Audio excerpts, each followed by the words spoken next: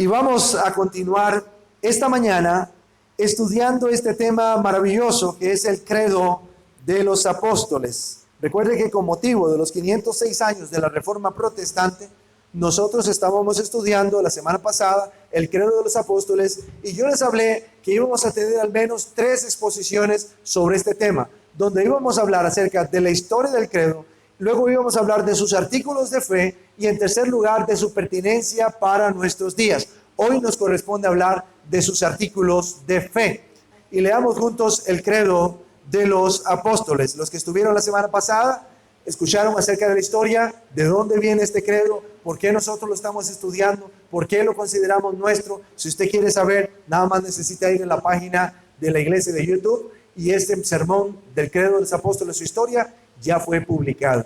Y puede escucharlo ahí y darse cuenta que por qué nosotros estamos ahora empleando el credo. Y vamos a hacer lectura juntos de este credo y luego vamos a considerar los artículos de fe. Leamos juntos el credo de los apóstoles. Dice así: creo en Dios Padre Todopoderoso, Creador del cielo y de la tierra. Creo en Jesucristo, su único Hijo, Señor nuestro, que fue concebido del Espíritu Santo, nació de la Virgen María, padeció bajo el poder de Poncio Pilato, fue crucificado, muerto y sepultado, descendió a los infiernos, al tercer día resucitó de entre los muertos, subió al cielo y está sentado a la diestra de Dios Padre Todopoderoso, y desde allí ha de venir a juzgar a los vivos y a los muertos. Creo en el Espíritu Santo, la Santa Iglesia Universal, la comunión de los santos, el perdón de los pecados, la resurrección del cuerpo, la vida eterna. Amén.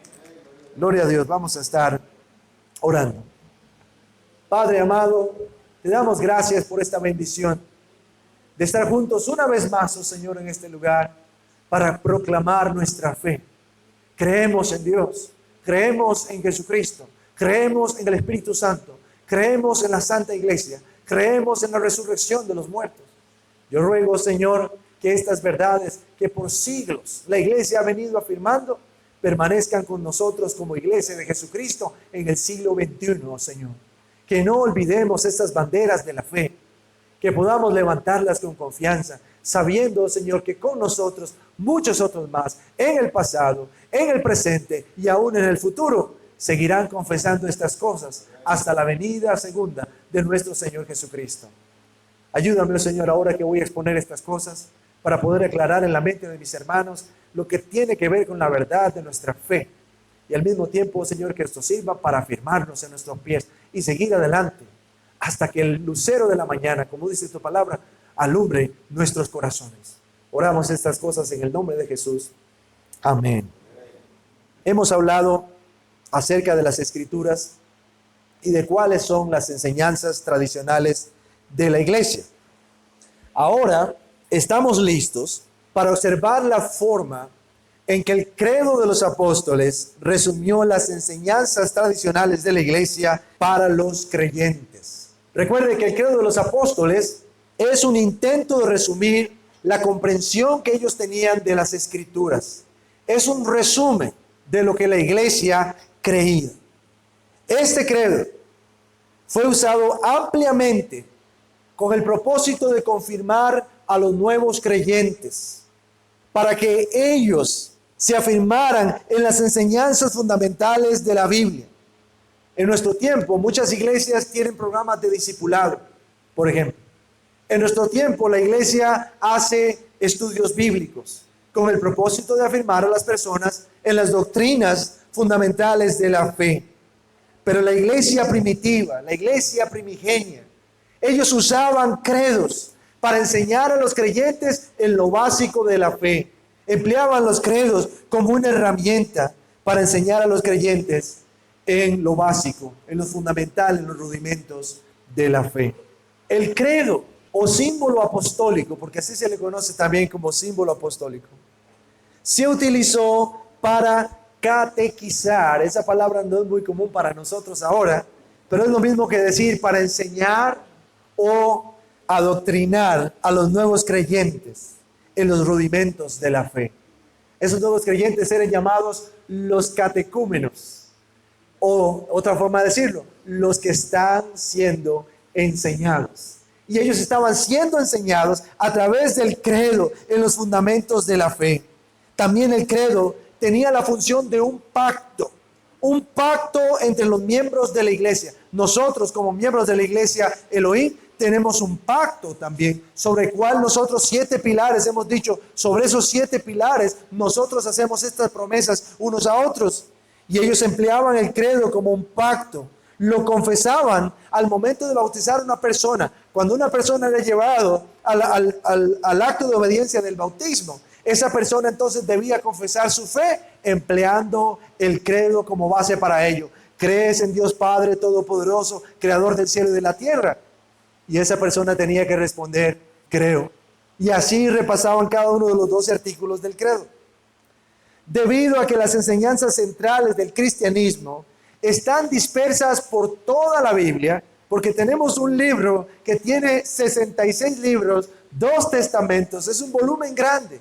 Y las enseñanzas centrales de la fe están dispersas en toda la Escritura. Entonces las iglesias de los primeros siglos resumieron las doctrinas que ellos consideraron cardinales o fundamentales de la fe. Y esto permitió que cada creyente, incluso personas poco instruidas o aún los niños, pudieran afirmar y sostener las enseñanzas fundamentales de las Escrituras. He empleado este ejemplo, el ejemplo de la tela doblada. El credo era una tela doblada que todos podían mostrar como una evidencia, como una prueba de su fe. Esta es mi fe. Creo en Dios, creo en Jesucristo, creo en el Espíritu Santo. Esta es mi fe. Personas poco instruidas e incluso niños podían sostener su fe. Pero siendo que muchas congregaciones tenían diferentes credos, porque aprendimos eso, que cada congregación, cada iglesia redactaba sus propios credos y cada una determinaba diferentes estándares mínimos para que una persona pudiera pertenecer, porque en la historia de la iglesia, pertenecer a la iglesia representaba entrar en una relación de pacto. Y es lo que estamos practicando nosotros como iglesia. Para pertenecer a la iglesia, usted necesita entrar en una relación de pacto. Pero había iglesias que tenían ciertos requisitos para ser parte de la iglesia. Y había otras iglesias que tenían otros requisitos. Y había iglesias que tenían muchos requisitos. Y otras iglesias tenían menos requisitos para aceptar a una persona en su membresía. Y el credo de los apóstoles surge con el propósito de unificarlos a todos, proveyendo un resumen corto con declaraciones directas de creencias que pudieran y debieran ser entendidas por todos los cristianos que profesan la fe. De alguna manera se convirtió en un estándar de la fe, algo que todos pudieran sostener y creer. Estaba básicamente en el credo, o se encuentra en el credo, la esencia del evangelio, porque les comentaba este caso de cuando le pido a este hombre joven, lee el credo, ¿y qué ves ahí? Y él me dice, es el evangelio. Sí, porque el credo es el evangelio. Tenemos en el credo la esencia del evangelio y la fe universal, porque la fe de Jesucristo es una fe universal. Los que estamos estudiando en el seminario y que estamos estudiando la clase del reino de Dios, vimos cuáles eran los propósitos de Dios en relación con su reino. ¿Se acuerdan que los hermanos del seminario, estamos haciendo un repaso para la tarde, ¿no? El reino tuvo un lugar base en la historia primigenia. Ese lugar se llamó Edén. Pero luego vino la historia de Israel y el reino se centró precisamente en la tierra prometida a Abraham, Canaán, que por cierto el autor dice que es la misma tierra donde estaba ubicado el Edén. Y luego vino la etapa del Nuevo Testamento y otra vez en Israel se centró el reino de Dios. Pero era la voluntad de Dios que el reino se quedara ahí atrapado y escondido. No, no era la voluntad de Dios que el reino se quedara ahí. El reino debía crecer, expandirse y llegar hasta lo último de la tierra. Y entonces la fe de Jesucristo es una fe universal. No tiene que ver únicamente con el pueblo judío, No tiene que ver únicamente con la iglesia Elohim, sino que tiene que ver con todos los santos en todas las épocas y en todos los lugares. Una fe universal. Y esto, mis hermanos, tiene que ver con su historia, la historia del credo. Pero ahora vamos a considerar los artículos de fe del credo de los apóstoles. Y lo vamos a hacer desde tres perspectivas, porque en el credo encontramos tres grandes doctrinas. En primer lugar, encontramos la doctrina de Dios. Esa es la primera gran doctrina que encontramos en el credo. En segundo lugar, encontramos la doctrina de la iglesia. Y en tercer lugar, encontramos la doctrina de la salvación. Si nosotros quisiéramos estructurar el credo, lo vamos a estructurar de esa manera. Y empezamos a considerar la doctrina de Dios. Porque hay dos grandes aspectos de la doctrina de Dios que aparecen ahí en el credo de los apóstoles. El primero de ellos tiene que ver con la creencia de que Dios existe en tres personas, lo que nosotros conocemos como la doctrina de la Trinidad. Y el credo expone esa doctrina precisamente. El credo enseña, Dios existe en tres personas. Y luego, el credo también hace afirmaciones acerca de cada una de esas tres personas. Porque el credo alude al Padre, pero también al Hijo y al Espíritu Santo. Entonces, vemos esto. Empezamos viendo cómo el credo profesa la doctrina de la Trinidad o que Dios existe en tres personas. Y podemos dividir esto en tres secciones también. Y cada una de esas secciones comienza con la palabra creo. La primera sección dice, creo en Dios Padre. La segunda sección dice, creo en Jesucristo. Y la tercera sección dice, creo en el Espíritu Santo. Dios existe en tres personas. Esta división del credo ha sido universalmente reconocida por la iglesia. Y lo que tenemos aquí fundamentalmente es una fórmula trinitaria. Y está basada en lo siguiente, en la creencia de que hay un solo y único Dios y que este solo y único Dios existe en tres personas: el Padre, el Hijo y el Espíritu Santo. Esta fórmula del credo la encontramos representada, por ejemplo, en la Escritura, en textos como Mateo capítulo 28, versículo 19. Mateo 28, 19 dice, por tanto, id y haced discípulos a todas las naciones, bautizándolos, y añade, en el nombre del Padre, y del Hijo, y del Espíritu Santo. La misma fórmula trinitaria. En este pasaje, al igual que en el credo de los apóstoles, nosotros encontramos estos tres nombres, el del Padre, el Hijo y el Espíritu Santo, los encontramos juntos, o en iguales términos, que implican que tanto el Padre, como el Hijo, como el Espíritu Santo, son personas distintas, porque los está enfatizando a cada uno de ellos. Pero al mismo tiempo, al colocarlos en una misma línea, básicamente nos está diciendo que son iguales, que solamente es uno. Eso es lo que nos está enseñando esa fórmula. El credo no dice específicamente, o no nos habla específicamente mencionando el término Trinidad. Tampoco nos da detalles profundos en cuanto a esta doctrina, porque recuerde que el credo es una tela doblada. Si nosotros quisiéramos estudiar la doctrina de la Trinidad, entonces necesitaríamos profundizar un poco más en ella. Y el credo no profundiza, solamente lo menciona. Menciona los tres y características de cada uno de ellos.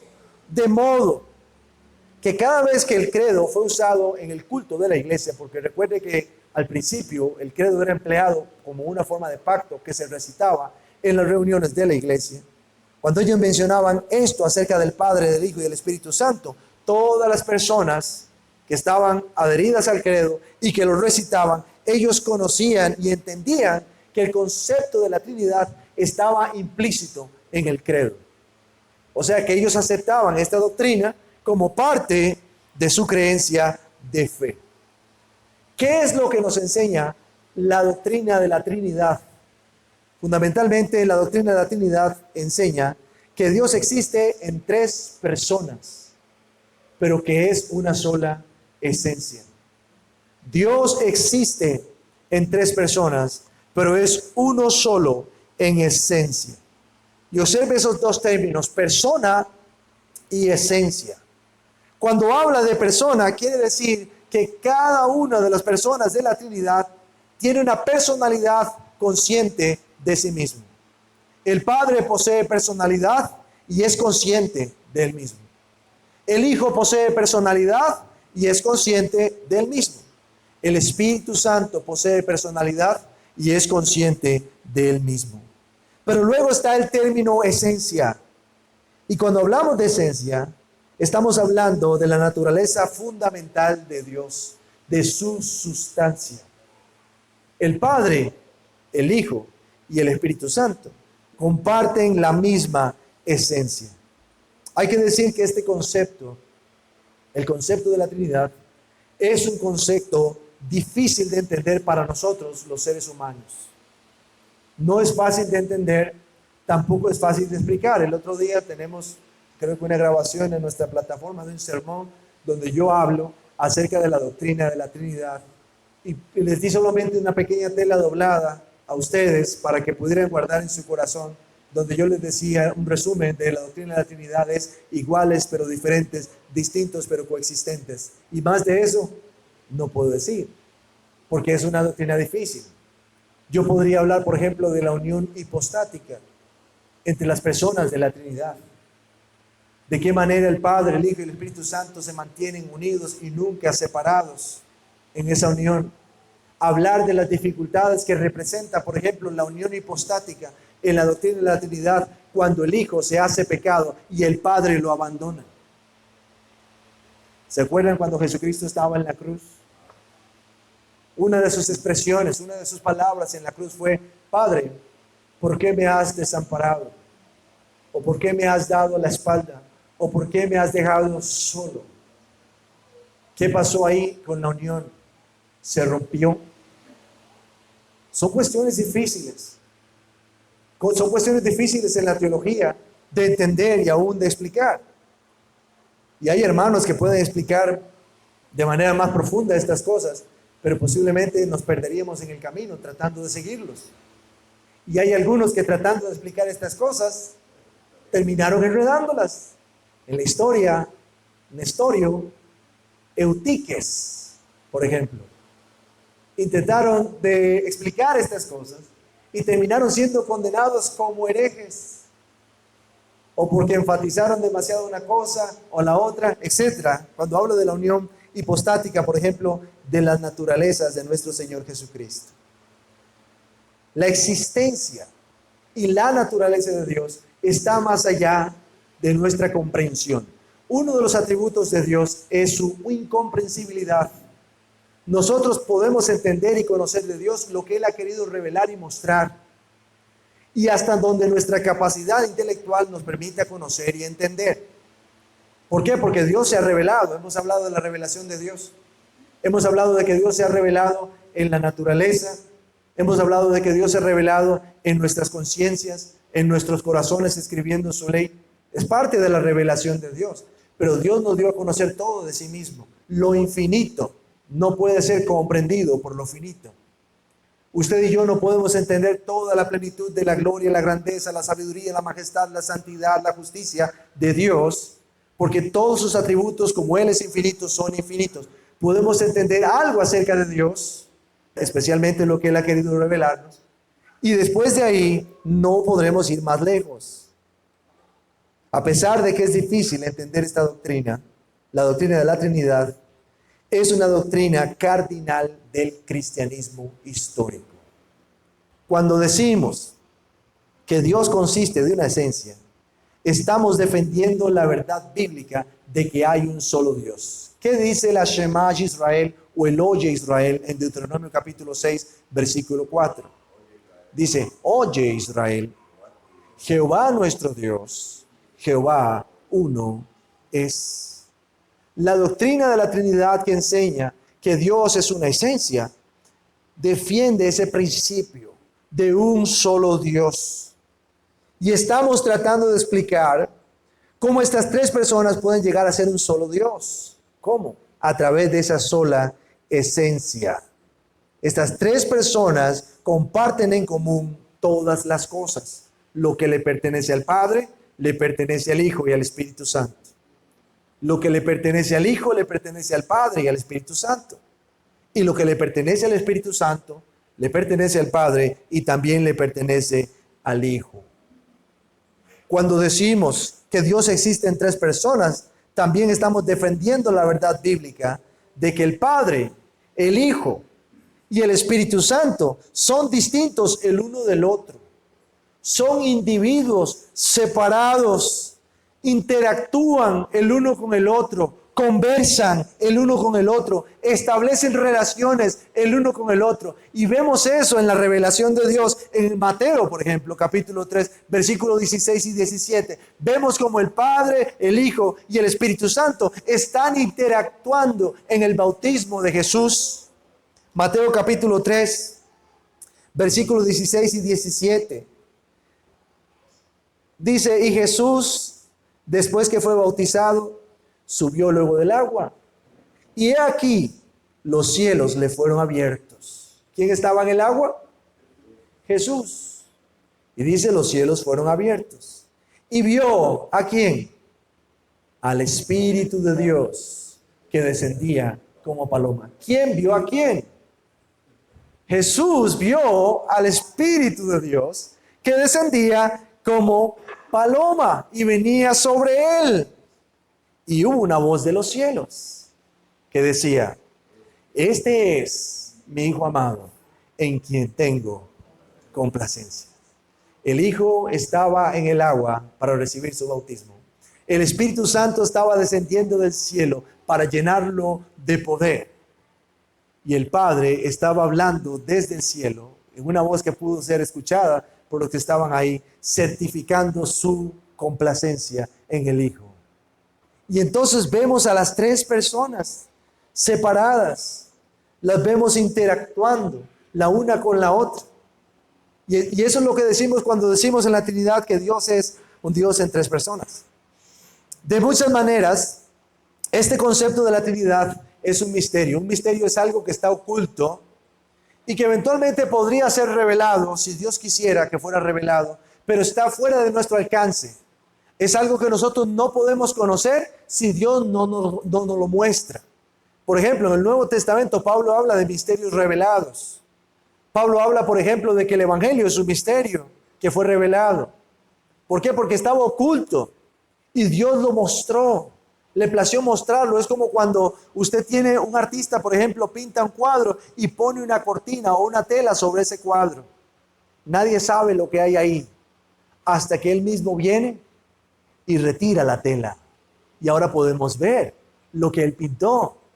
Y es igual cuando hablamos de los misterios en la palabra de Dios. Lo que sabemos que estuvo en algún momento como misterio, algo que estuvo oculto, y lo sabemos, es porque Dios quitó la cortina y nos lo mostró.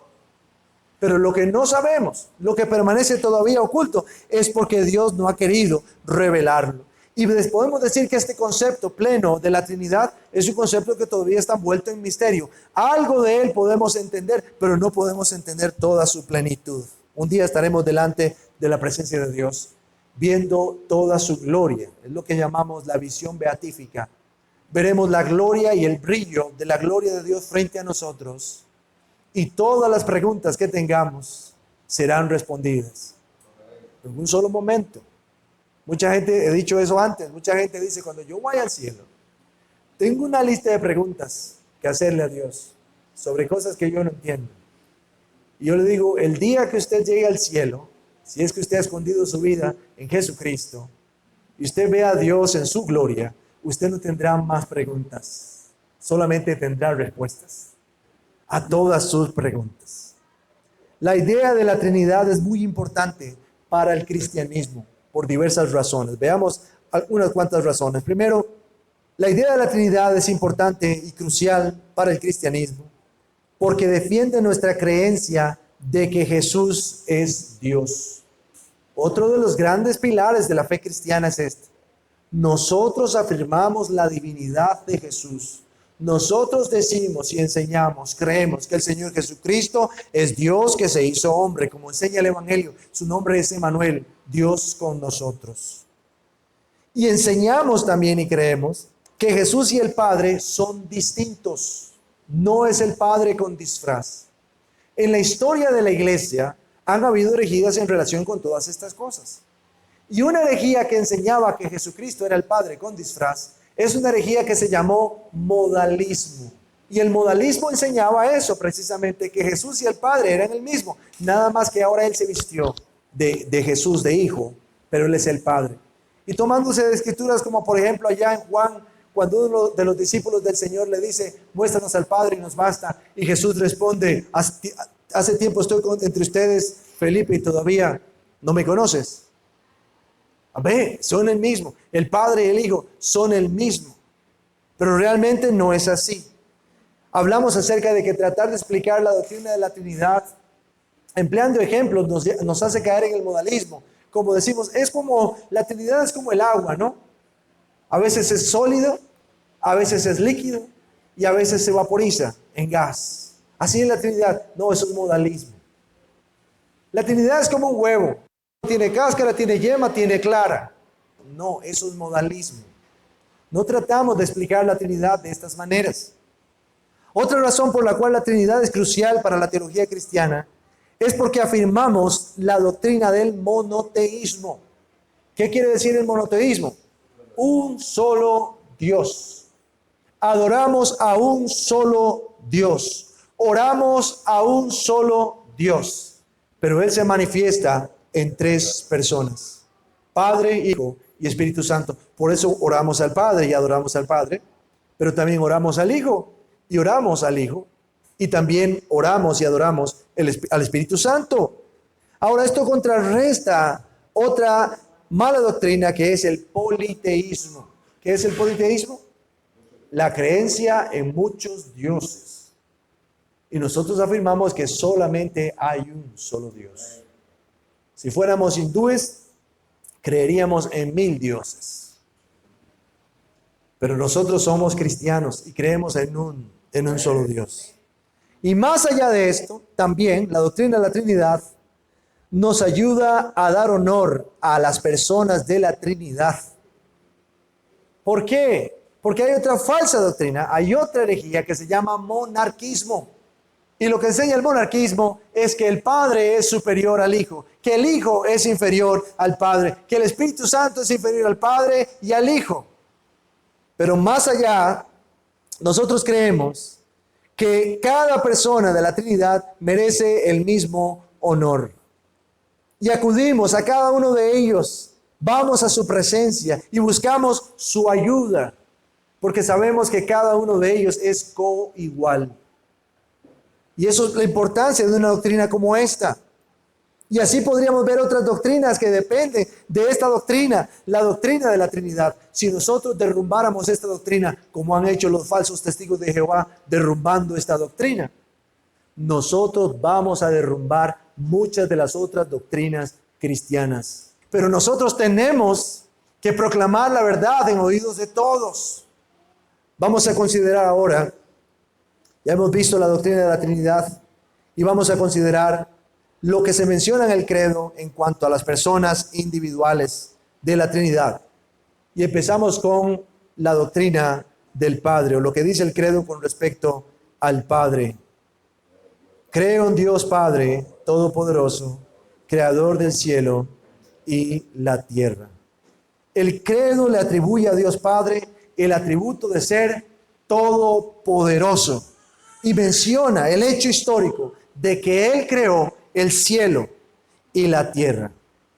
Hay que decir que Dios tiene mucho más atributos que su infinito poder y su soberanía. Y de hecho, tenemos también una enseñanza de hace un tiempo atrás donde hablamos de una serie, una lista de los atributos de Dios. Dios ha hecho muchos hechos asombrosos, además de crear el mundo. Pero pensemos que ellos eligieron esta frase específicamente: todopoderoso, creador del cielo y la tierra. Esto es lo que ellos creían en relación con la creación del mundo y la persona que intervino en esa creación. Esto técnicamente se le conoce como cosmogonía. La cosmogonía de ellos. Lo que ellos creían en cuanto a esos eventos iniciales, esos eventos originales, era que Dios intervino creando el mundo mediante su poder. Es cierto que hay otras religiones que tienen cosmogonías similares, tienen sus propios dioses y a ellos les atribuyen las mismas cosas. Ellos dicen, nuestros dioses crearon todas estas cosas. Los presentan de diferentes maneras, diferentes formas de que ellos intervinieron en la creación. Pero hay que decir que la iglesia primitiva creyó que estas declaraciones eran suficientes para demostrar que las creencias de una persona sobre el Padre son compatibles con el cristianismo. Para ellos era suficiente con que alguien dijera, yo creo en Dios Padre Todopoderoso, creador del cielo y de la tierra, para considerarlo un cristiano. Es interesante que hoy la iglesia ha perdido ese celo en cuanto a identificar quiénes son y quiénes no son. Ellos decían, ¿crees en Dios Padre Todopoderoso, creador del cielo y de la tierra? Ok, ya vas por buen camino. Para que nosotros como iglesia afirmemos tu fe, reconozcamos que eres cristiano. Luego el credo tiene mucho que decir sobre Jesucristo, porque el párrafo más largo es sobre Él precisamente. Lo voy a volver a leer. Creo en Jesucristo, su único Hijo, Señor nuestro. Observe que este párrafo depende del otro. ¿Hijo de quién? Hijo de Dios Padre Todopoderoso, que fue concebido del Espíritu Santo, nació de la Virgen María, padeció bajo el poder de Poncio Pilato, fue crucificado, muerto y sepultado, descendió a los infiernos, al tercer día resucitó de entre los muertos, subió al cielo y está sentado a la diestra de Dios Padre Todopoderoso, y desde allí ha de venir a juzgar a los vivos y a los muertos. Conforme leo cada una de estas declaraciones, pienso en las declaraciones en la Escritura que afirman estas mismas cosas. Cuando el ángel se le apareció a María, por ejemplo, y anunció el nacimiento de Jesús, él le dijo que el Espíritu Santo vendría sobre ella. Ella le preguntó, ¿cómo puede ser esto si yo no conozco varón? O no otra forma de decirlo más comprensiva, no he tenido nunca relaciones sexuales con ningún hombre. Y él le dice, el Espíritu Santo vendrá sobre ti, la sombra del Altísimo te cubrirá. La semilla de la vida sería puesta allí, en su vientre, y ella llevaría al Hijo de Dios en su vientre. Expresiones como padecer bajo el poder de Poncio Pilato. Recordamos cuando nuestro Señor Jesucristo fue llevado por los principales sacerdotes a un juicio civil, precisamente en el palacio de Poncio Pilato, para que él lo condenara a muerte, que fue precisamente lo que Pilato hizo. Su crucifixión, su muerte, su sepultura. El descenso de Jesús a los infiernos. Esta es una parte difícil del credo. Incluso leía en un documento, una teología sistemática, que el autor omitió la frase descendió a los infiernos en el credo porque dijo que era una frase controvertida, que muchos cristianos discutían sobre esa frase, si realmente era o no era. Pero yo veo el descenso de Jesucristo a los infiernos, por ejemplo, en las declaraciones de Pedro, cuando dice que el Señor Jesucristo descendió al lugar de los muertos para predicarle a los espíritus que estaban allí. El Hades es el lugar donde iban todas las personas que morían, buenos y malos. Lo que pasa es que había un lugar de bendición y un lugar de tormento. Eso lo vemos en el Evangelio, cuando el Señor Jesucristo, por ejemplo, nos cuenta la historia del rico y Lázaro. Los dos fueron al mismo lugar, pero el rico, dice, estaba en tormento, mientras que Lázaro estaba siendo consolado. Y desde la posición en la que el rico estaba, él veía a Lázaro y a Abraham, que estaba consolando a Lázaro. Los muertos justos y los muertos injustos estaban en el mismo lugar. Y el Señor Jesucristo descendió con el propósito de predicar su victoria y al mismo tiempo subir a lo alto, llevando cautiva la cautividad. Es lo que dice el apóstol Pablo en Efesios, cuando dice subiendo a lo alto, llevó cautiva la cautividad. El Señor Jesucristo inaugura la entrada al cielo, llevándose a todos los muertos que eran santos, que estaban esperando su venida para poder entrar al cielo de Dios. Eso fue lo que hizo el Señor Jesucristo. Y vemos eso ahí, en el credo. Nos habla de su resurrección, nos habla de su ascensión, nos habla de su entronización, porque Él dice que se sentó a la derecha de Dios. Es verdad que el credo no identifica ninguno de los atributos de Jesús, pero menciona ciertos detalles sobre la vida y el ministerio terrenal de Jesús. Detalles que hubieran sido negados por aquellos que estaban fuera de la iglesia. Porque el credo nos habla de su encarnación. Nos habla de que Jesucristo fue un bebé. Nos habla de que Él vivió una vida genuinamente humana. Nos habla de su sufrimiento, de su muerte, sepultura, resurrección y ascensión al cielo.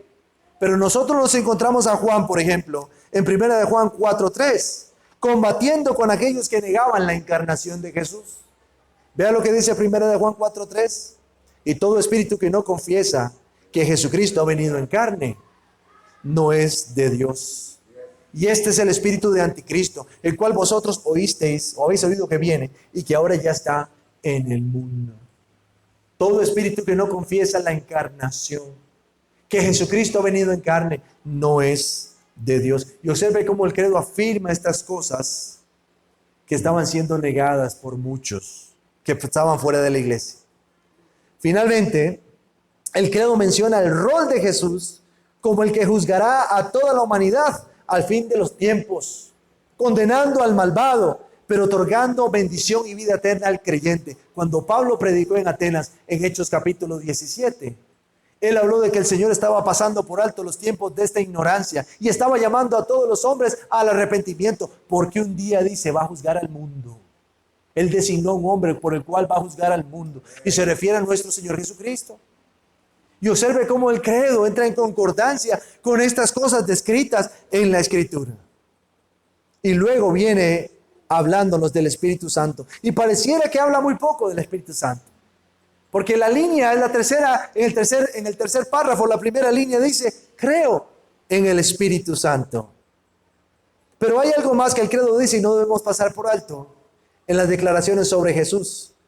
Porque el credo dice que el Hijo fue concebido por el Espíritu Santo y que Jesús nació de la Virgen María.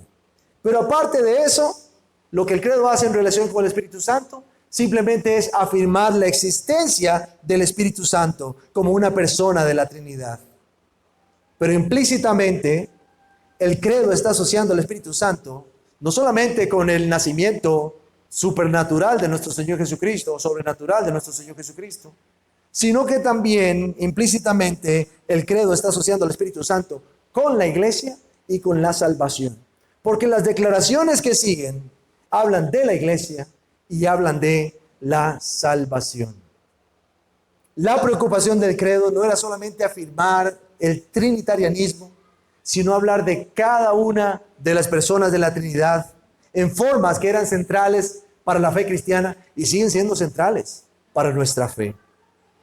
Estas afirmaciones no eran extensivas. El credo solamente dice lo necesario acerca de Dios y dice lo necesario acerca de cada una de las personas de la Trinidad para distinguir a aquellos que afirman fe cristiana histórica de aquellos que no afirman esta fe. La pregunta es, ¿afirma usted esta fe? ¿Cree usted esta fe o no es la fe que usted ha creído? Usted puede examinar su fe a la luz de estas cosas. ¿Cree usted en Dios Padre Todopoderoso, creador del cielo y de la tierra? ¿En Jesucristo, su Hijo, y todo lo que dice de Él acerca de su ministerio aquí en esta tierra y ahora también en el cielo? ¿Y cree también en el Espíritu Santo? Yo le digo que yo sí las creo. Y las afirmo. Y las defiendo. Y las enseño. Porque esta es la fe histórica de la iglesia de Jesucristo. Muchas veces debatiendo con personas que niegan estas cosas. Muchas veces son personas que han venido de grupos sectarios o grupos que reclaman ser la verdadera iglesia. Porque hay grupos que reclaman, somos la verdadera iglesia de Jesucristo. Los demás están errados, pero vienen negando estas cosas. Y muchas veces les he hecho esta pregunta, ¿cuándo empezó su iglesia? ¿Cuándo nació su iglesia? A veces la gente ni siquiera sabe eso. ¿Cuándo fue que empezó su movimiento? Porque todo movimiento tuvo un origen, un génesis. La pregunta es, ¿cuándo nació tu grupo? No nació hace 2000 años, hace 50, hace 60, hace 100, hace 200, hace 400 años. El credo tiene 20 siglos. Y eso es lo que afirmaba la iglesia de Jesucristo hace 20 siglos.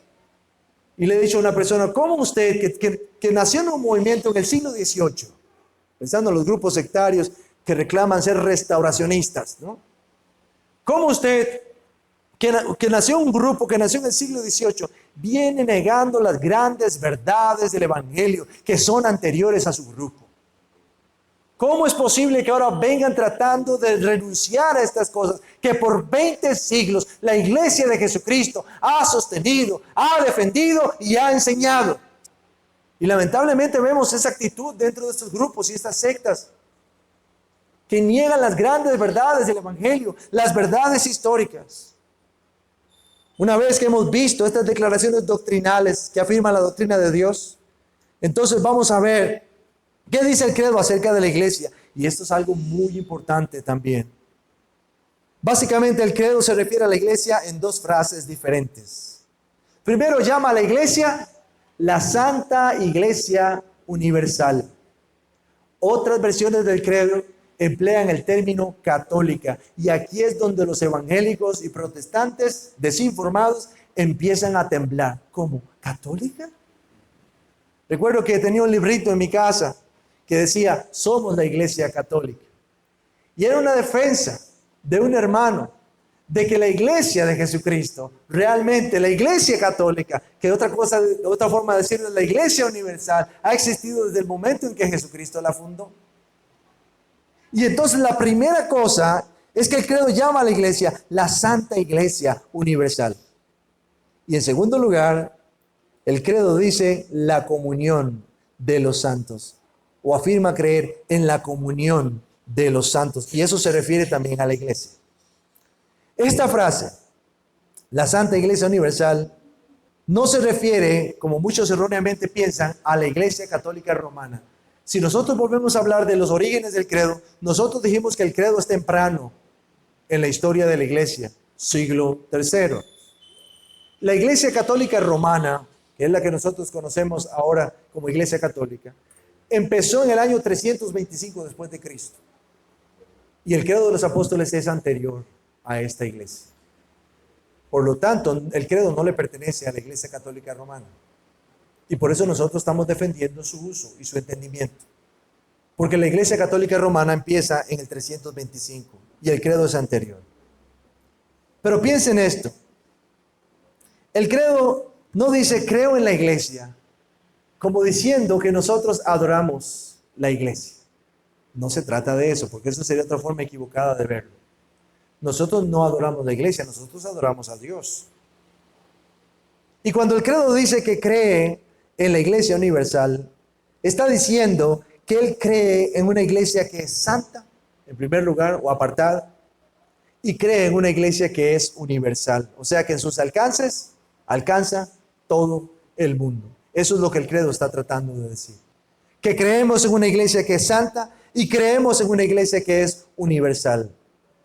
Nosotros afirmamos la creencia de que existe una comunión o un compañerismo o una hermandad de los santos, que es la comunión de los creyentes, es la comunión de los hijos de Dios. Y en estos puntos, el cristianismo histórico ha insistido entonces en la importancia de la iglesia. La iglesia es importante.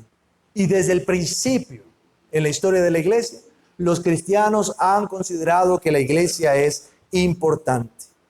Dos aspectos en cuanto a la importancia de la iglesia son centrales. En primer lugar, la participación en la iglesia. Y en segundo lugar, la preservación doctrinal dentro de la iglesia. Dos cosas importantes en cuanto a la iglesia: participación y preservación de sus doctrinas. Cuando el credo dice, creo en la Santa Iglesia, entonces enfatiza la importancia de participar en ella. Eso es lo que está haciendo. Enfatizando la importancia de participar en la iglesia. Hay que decir que en la historia de la iglesia cristiana ha habido mucha gente que ha querido tener a Dios como su Padre, a Jesús como su Salvador, al Espíritu Santo como su defensor, pero no han querido formar parte de la iglesia visible de Jesucristo. Ellos quieren tener a Dios, pero ellos rechazan a la iglesia. Y esto hay que decir, mis hermanos, es un mal síntoma de nuestros días. Personas que no creen en la iglesia organizada. Personas que huyen de la comunión de la iglesia. Personas que dicen, soy cristiano, pero no se congregan. Pertenezco a Dios y a Jesucristo. El Espíritu Santo me bautizó, pero se quedan en sus casas. ¿Qué dice Hebreos 10:25? No dejando de congregarnos o reunirnos, como algunos tienen por costumbre. Incluso en el primer siglo, algunos profesantes no querían asistir a la iglesia. ¿Para qué? Para adorar, para enseñar, para tener comunión, para servirse los unos a los otros. Era un mal síntoma.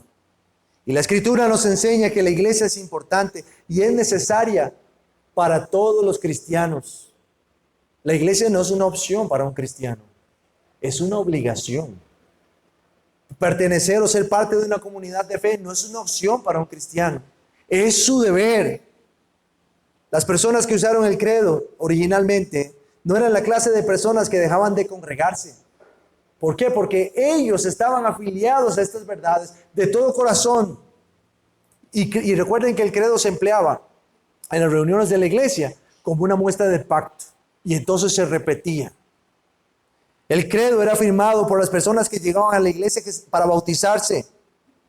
Y ellos, una vez que se afiliaban a estas cosas, ya eran tomados en cuenta como parte de los miembros de esa iglesia.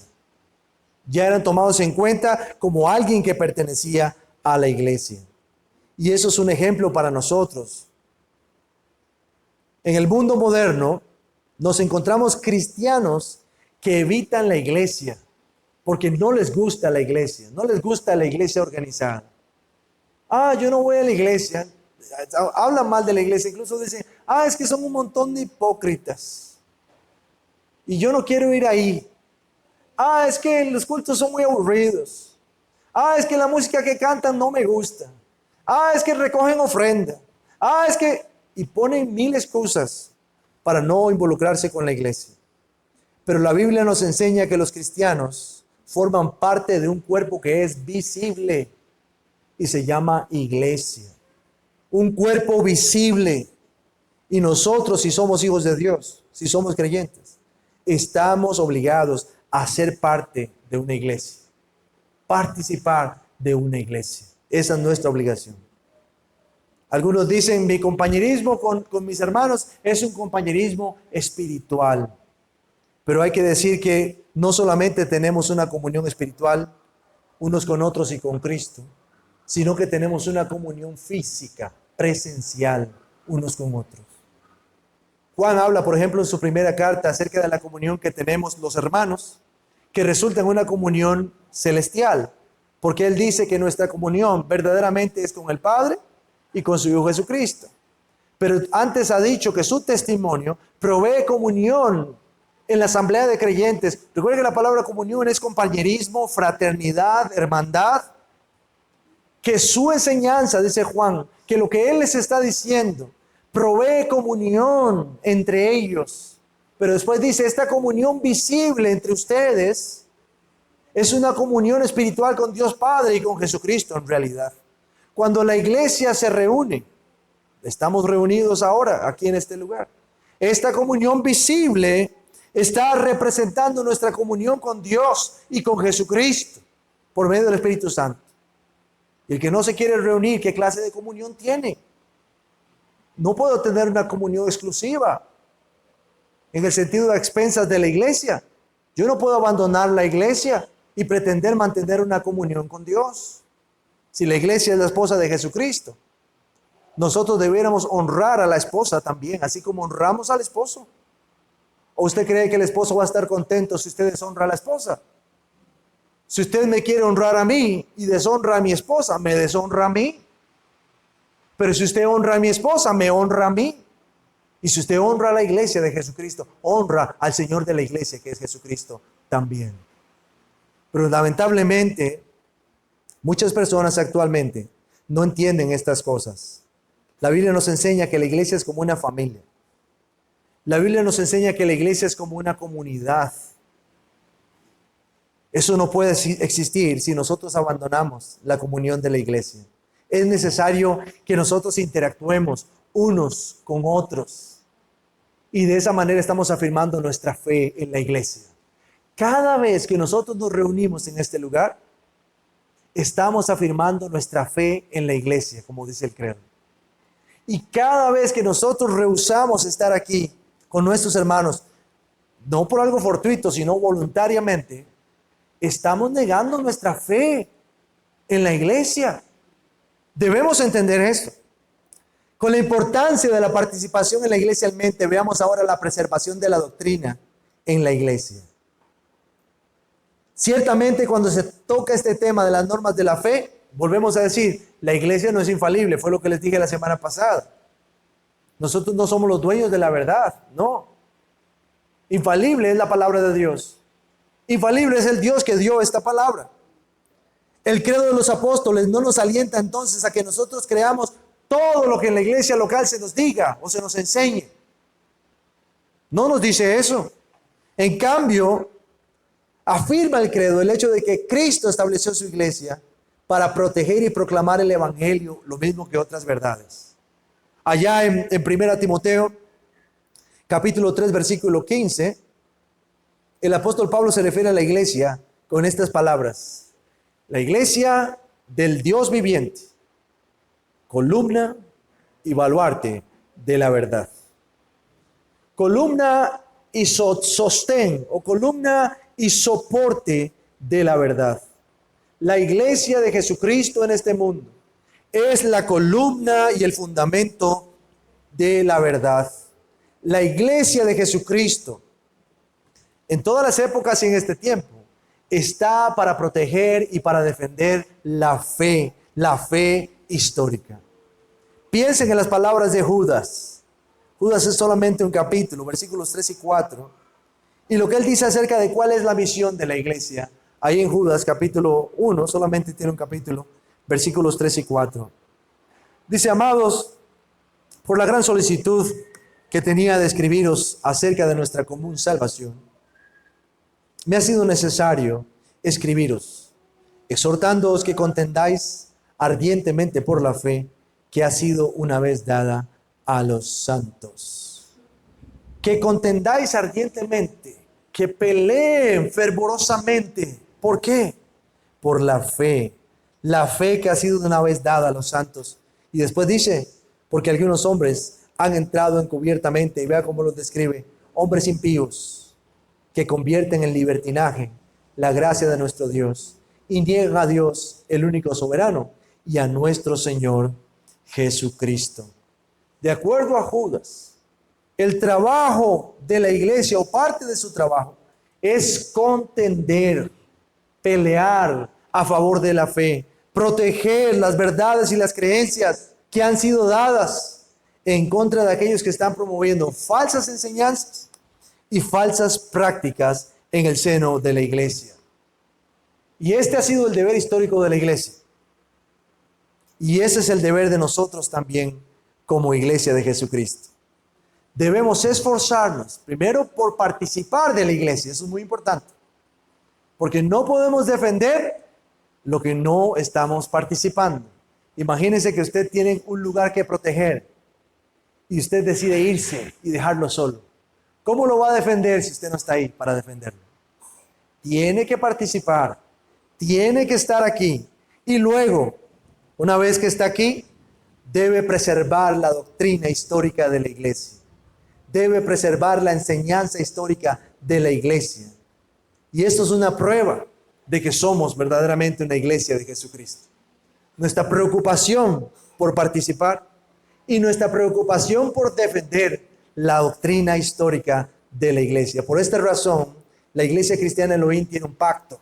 Y por esta razón, la iglesia cristiana Elohim tiene también una confesión de fe.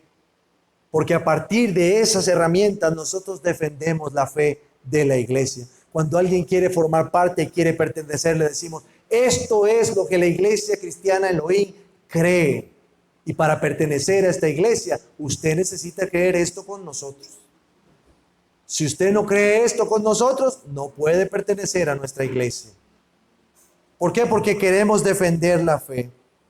Y esta también es la razón por la cual estamos estudiando y aprendiendo acerca del credo de los apóstoles. Porque entendemos que estas declaraciones históricas en cuanto a la persona de Dios, la de Jesucristo, la del Espíritu Santo, la iglesia y la salvación, son fundamentales para nuestra fe.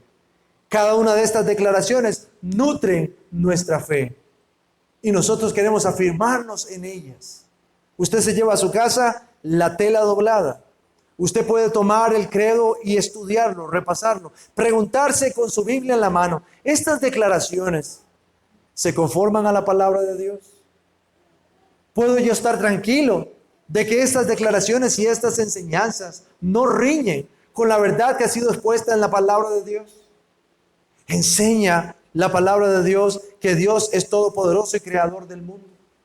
Enseña la palabra de Dios que Jesucristo es el Hijo de Dios, que se humanó, que creció como un bebé, que murió, fue sepultado, resucitó, ascendió a los cielos y se sentó a la derecha de Dios Padre.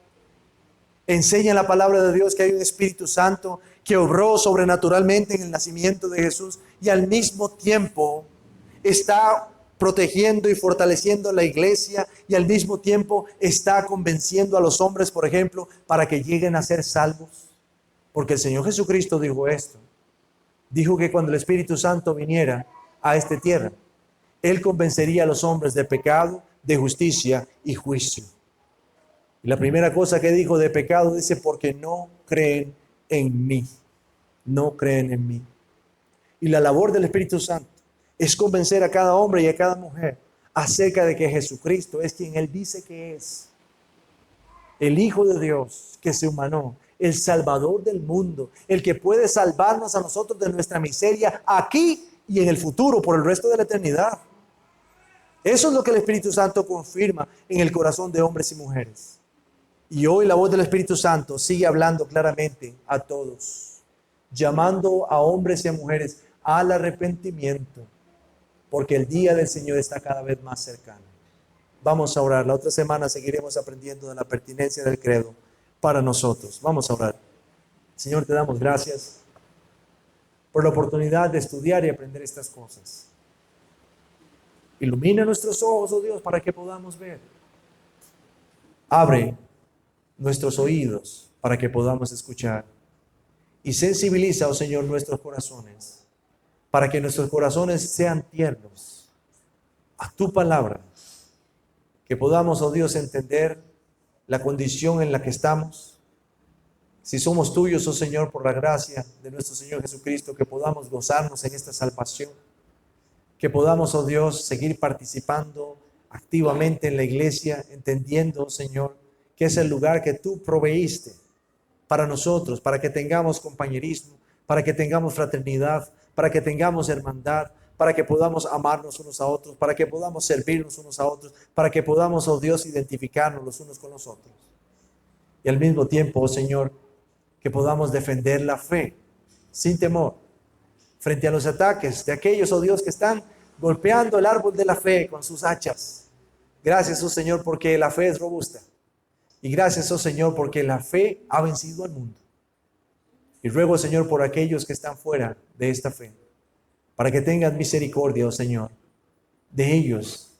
Quites toda duda, quites, oh Señor, toda confusión, quites toda obstinación en sus corazones y que puedan venir rendidos, oh Señor, a los pies de Jesucristo, buscando la salvación.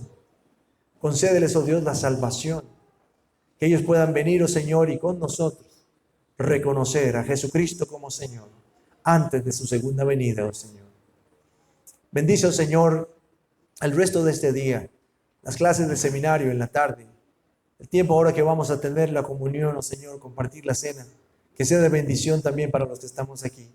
Rogamos por aquellos que han tenido dificultad, por razones justas para estar aquí, que les impiden, oh Señor, estar con nosotros. Rogamos, oh Dios, para que quites los obstáculos y pronto ellos puedan estar aquí, ya sea salud, ocupaciones, cualquier otra cosa, oh Señor, para que ellos puedan venir y participar de la iglesia, para que ellos puedan venir, oh Señor, y estar entre nosotros. Y rogamos por cualquiera, oh Señor, que teniendo la oportunidad de estar aquí, desprecia la iglesia, no quiere, prefiere, oh Señor, estar haciendo otra cosa. Prefiere, oh Dios, quedarse en su casa. Prefiere salir de paseo. Prefiere hacer cualquier otra cosa para que tú puedas convencer ese corazón de pecado. Y que si esa persona realmente es tuya, esa persona pueda venir y participar con tu iglesia en este lugar o en cualquier otro lugar, oh Señor, donde la iglesia de Jesucristo se esté manifestando. Oh Señor, te damos gracias, nos amparamos en tu gracia, en el nombre de Cristo Jesús. Amén.